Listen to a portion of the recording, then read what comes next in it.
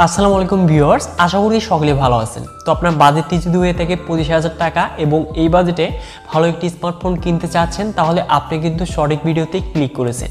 কেননা আজকের এই ভিডিওতে আমরা বাংলাদেশে অ্যাভেলেবল রয়েছে তো অনেক কয়টি স্মার্টফোন থেকে 25,000 টাকার আশেপাশে সবচেয়ে সেরা 3টি স্মার্টফোন নিয়ে হাজির হয়েছি। তো এই 3টি স্মার্টফোনের মাঝে থেকে যে কোনো একটি স্মার্টফোন কিন্তু 25,000 টাকার আশেপাশে বাজেটে নিয়ে নিতে পারবেন। তো অবশ্যই ভিডিওটি খুবই স্পেশাল হতে যাচ্ছে, এর জন্য প্রথম থেকে শেষ পর্যন্ত দেখবেন এবং চ্যানেলটিতে নতুন হলে চ্যানেলটিকে সাবস্ক্রাইব করে নেবেন। আর হ্যাঁ, অবশ্যই ভিডিওতে লাইক করে দিবেন। তো চলুন কথা না বাড়াই ভিডিওটি তাহলে স্টার্ট করা যায়। তো প্রত্যেকবারের মতো এবারও আমরা লাস্ট থেকে কাউন্টডাউন করতে যাচ্ছি। তো আমাদের জন্য 3 নাম্বার পজিশনে থাকছে পোকো X4 Pro। তো এই স্মার্টফোনটির ভালো ডিজাইন এবং বিল্ড কোয়ালিটির সাথে এই স্মার্টফোনটি কিন্তু আমরা খুবই ভালো প্রাইসে বাংলাদেশে আনঅফিশিয়ালি দেখতে পাচ্ছি।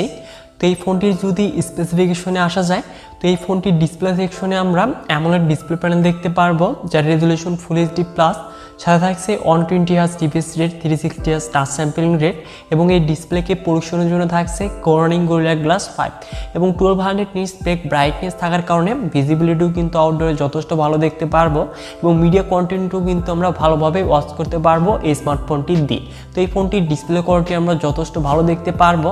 এবং যদি এবার আসা যায় ফোনটির পারফরমেন্স সেকশনে, তো অ্যান্ড্রয়েড ভার্সন 11 এর সাথে MIUI 13 রান করবে, যেখানে চিপসেট হিসেবে থাকছে Qualcomm Snapdragon 695 5G G2 Adreno 619। তো অবশ্যই এই স্মার্টফোনটি দিয়ে আমরা পাবজিতে সর্বোচ্চ 40 FPS গেম প্লে করতে পারলেও এই চিপসেটটি কিন্তু যথেষ্ট ভালো। তো ভালোভাবে কিন্তু আমরা গেমিং পারফরমেন্সটা পেয়ে যাবো এই বাজেট অনুযায়ী। তো এই বাজেটে কিন্তু এই চিপসেটটি ঠিকঠাকই বলা চলে এবং ঠিকঠাকই কিন্তু গেমিং পারফরমেন্স পেয়ে যাব। তো এবার যদি মুভ করা যায় এই স্মার্টফোনটির ক্যামেরা সেকশনে, তো রিয়ারে থাকছে ট্রিপল ক্যামেরা সেটআপ, যার মেইন ক্যামেরাটি 64 মেগাপিক্সেল, যার অ্যাপারচার হলো 1.9, সাথে থাকছে 8 megapixel ultra wide 2 megapixel macro lens. তো স্মার্টফোনটির মেইন ক্যামেরা দিয়ে আমরা 1080p 30 fps এর সর্বোচ্চ ভিডিও রেকর্ড করতে পারবো এবং এই ফোনটির মেইন ক্যামেরার পিকচার কোয়ালিটি দেখতেই পাচ্ছেন। তো ডে লাইটে কিন্তু যথেষ্ট ভালো পিকচার পেতে যাচ্ছি এবং নাইটে কিন্তু আমরা হিতের বিপরীত দেখতে পারবো। তো নাইট মোডে স্মার্টফোনটির ক্যামেরা কিন্তু অতটাও ভালো পিকচার পাওয়া যায় না, তো দেখতেই পাচ্ছেন। তো অবশ্যই আপনি যদি ক্যামেরার জন্য স্মার্টফোনটি নিতে চান, তাহলে কিন্তু আমি কখনোই সাজেস্ট করবো না এই ফোনটিকে। এবং এই ফোনটির ফ্রন্টে থাকছে 16 মেগাপিক্সেল সেলফি ক্যামেরা, যেটি দিয়ে আমরা 1080p 30 fps এর সর্বোচ্চ ভিডিও রেকর্ড করতে পারবো। তো এবার যদি মুভ করা যায় স্মার্টফোনটির কমন ফিচার্সে, তো এখানে সকল ধরনের কানেক্টিভিটির সাথে সকল ধরনের সেন্সর দেখতে পারবো এবং এই ফোনটির সিকিউর হিসেবে থাকছে সাইড মাউন্টেড ফিঙ্গারপ্রিন্ট স্ক্যানার, যেটি কিনা যথেষ্ট ফাস্টেস্ট। সাথে থাকছে 5000 mAh ব্যাটারি, যেটি কিনা 67 ওয়াট ফাস্ট চার্জিং সাপোর্টেড এবং এই ফোনটির 6GB 128GB ভেরিয়েন্টে আমরা 24 থেকে 25,000 টাকার আশেপাশে কিন্তু আনঅফিশিয়ালি বাংলাদেশে পেয়ে যাব। তো অবশ্যই 24,000 টাকার আশেপাশে যদি বাজেটটা হয়ে থাকে, তাহলে আমি স্মার্টফোনটিকে আপনাকে সাজেস্ট করবো। তো আর হ্যাঁ, একটি কথা আমি আবারও বলি, তো ক্যামেরার জন্য কিন্তু স্মার্টফোনটিকে আপনারা সিলেক্ট করবেন না। তো এবার যদি আসা যায় নাম্বার 2 পজিশনে, তো বিশেষ করে আপনারা যারা এখানে গেমার রয়েছেন, ভালো ফটোগ্রাফি করতে যাচ্ছেন, তো তাদের জন্য 2 নম্বর পজিশনে থাকছে Realme 9 AC অর্থাৎ স্পিরিট এডিশন। তো এই ফোনটিরও কিন্তু আমরা ডিজাইন এবং বিল্ড কোয়ালিটি যথেষ্ট প্রিমিয়াম ক্যাটাগরি দেখতে পারবো এবং ডিসপ্লে সেকশনে আসলে এখানে আমরা IPS LCD ডিসপ্লে প্যানেল দেখতে পারবো, যার রেজুলেশন ফুল এইচডি প্লাস, সাথে থাকছে 144 Hz রিফ্রেশ রেট এবং প্রোডাকশন হিসেবে থাকছে পান্ডা গ্লাস। তো অবশ্যই এখানে যদি অ্যামোলেড ডিসপ্লে প্যানেল থাকতো তাহলে কিন্তু ভালো হতে পারতো, তবুও এখানে দেখতে হবে এটি কিন্তু একটি গেমিং ফোন, এর জন্যই কিন্তু 144 Hz রিফ্রেশ রেট দিয়েছে ডিসপ্লেতে।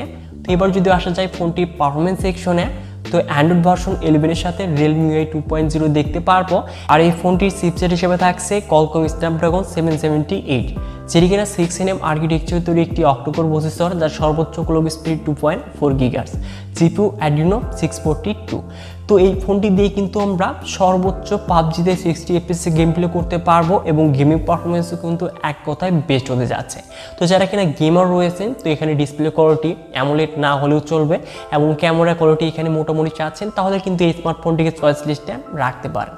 তো এই ফোনটি যদি এবার আসা যায় ক্যামেরা সেকশনে, তো রিয়ারে দেখতে পারবো ট্রিপল রিয়ার ক্যামেরা সেটআপ, যার মেইন ক্যামেরাটি 48 মেগাপিক্সেল, সাথে আছে 2 মেগাপিক্সেল ম্যাক্রো এবং 2 মেগাপিক্সেল ডিপ সেন্সর। তো স্মার্টফোনটির মেইন ক্যামেরা দিয়ে কিন্তু আবার 4K ভিডিও এখানে 30 fps রেকর্ড করতে পারবো এবং ফ্রন্টে থাকছে 16 মেগাপিক্সেল সেলফি ক্যামেরা। তো স্মার্টফোনটির মেইন ক্যামেরার পিকচারগুলো দেখতেই পাচ্ছেন।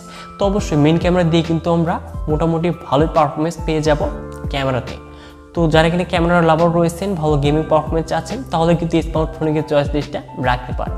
তো তো এবার যদি আসা যায় ফোনটির কমন ফিচার্সে, তো এখানে আমরা সকল ধরনের কানেক্টিভিটির সাথে সকল ধরনের সেন্সর দেখতে পারবো এবং সাইড মাউন্টেড ফিঙ্গারপ্রিন্ট স্ক্যানার থাকছে, যেটি কিনা যথেষ্ট ফাস্ট। সাথে থাকছে 5000 mAh ব্যাটারি, যেটি কিনা 30 ওয়াট ফাস্ট চার্জিং সাপোর্ট। তো অবশ্যই এখানে কিন্তু ফাস্ট চার্জিংয়ে এখানে তারা কস্ট কাটিং করেছে এবং এই ফোনটির 6GB 128GB ভেরিয়েন্টটা বর্তমান সময় কিন্তু 24,000 টাকায় আমরা দেখতে পারবো বিভিন্ন শপে আনঅফিসিয়ালি। তো 24,000 টাকায় আপনি যদি একটি ভালো গেমিং স্মার্টফোন নিতে চাচ্ছেন, পাশাপাশি ভালো ডিজাইন এবং বিল্ড কোয়ালিটির সাথে এখানে ক্যামেরার কোয়ালিটি মোটামুটি ভালো নিতে চাচ্ছেন, তাহলে কিন্তু এই স্মার্টফোনটিকে আমি আপনাকে চোখ বন্ধ করে সাজেস্ট করব।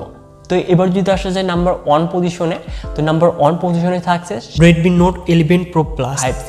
তো এই স্মার্টফোনটি কিন্তু ইন্ডিয়ান ভেরিয়েন্টের কথা বলছি। তো এই ফোনটিতে আমরা দেখতে পারবো অ্যামোলেড ডিসপ্লে প্যানেল, সাথে থাকছে 120Hz refresh rate, 1200 nits pick brightness. তো এই ডিসপ্লের কিন্তু কালার কন্ট্রাস্ট ব্রাইটনেস, তো বিশেষ করে আপনারা যারা মিডিয়া কন্টেন্টগুলো অস করতে চাচ্ছেন, তো অ্যামোলেড ডিসপ্লে হওয়ার কারণে কিন্তু এই ফোনটির ডিসপ্লে থেকে কন্টেন্ট অস করে কিন্তু যথেষ্ট মজা পেতে যাচ্ছেন।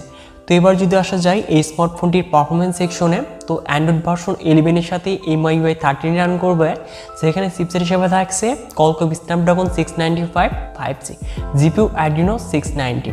তো অবশ্যই এই স্মার্টফোনটি থেকে কিন্তু আমরা PUBG-তে সর্বোচ্চ 40 FPS গেম প্লে করতে পারবো, মানে Poco X4 Pro, এবং এই ফোনটির কিন্তু প্রায় আমরা সিমিলারই স্পেসিফিকেশন দেখতে পারবো এবং গেমিং পারফরমেন্সটাও যথেষ্ট আমরা ভালো দেখতে পারবো এই বাজেটে। এবং এই ফোনটির রিয়ারে দেখতে পারবো আমরা ট্রিপল ক্যামেরা সেটআপ, যার মেইন ক্যামেরাটি 108 মেগাপিক্সেল, সাথে থাকছে 8 megapixel ultra wide, 2 megapixel macro lens. তো মেইন ক্যামেরা দিয়ে আমরা 1080p 30 fps সর্বোচ্চ ভিডিও রেকর্ড করতে পারবো এবং ফ্রন্টে থাকছে 16 মেগাপিক্সেল সেলফি ক্যামেরা এবং মেইন ক্যামেরার পিকচারগুলো দেখতেই পাচ্ছেন। তো এখানে ডিটেলস, ডাইনামিক রেঞ্জ, কালার সকল কিছুই কিন্তু জ্বলতে যাচ্ছে। তো ক্যামেরার জন্য কিন্তু স্মার্টফোনটি আমার কাছে যথেষ্ট ভালো লেগেছে। তো এবার যদি মুভ করা যায় এই স্মার্টফোনটির কমন ফিচার্সে, তো এখানে আমরা সকল ধরনের কানেক্টিভিটির সাথে সকল ধরনের সেন্সর দেখতে পারবো এবং এই ফোনটির সিকিউর হিসেবে থাকছে সাইড মাউন্টেড ফিঙ্গারপ্রিন্ট স্ক্যানার, যেটি কিনা যথেষ্ট ফাস্ট।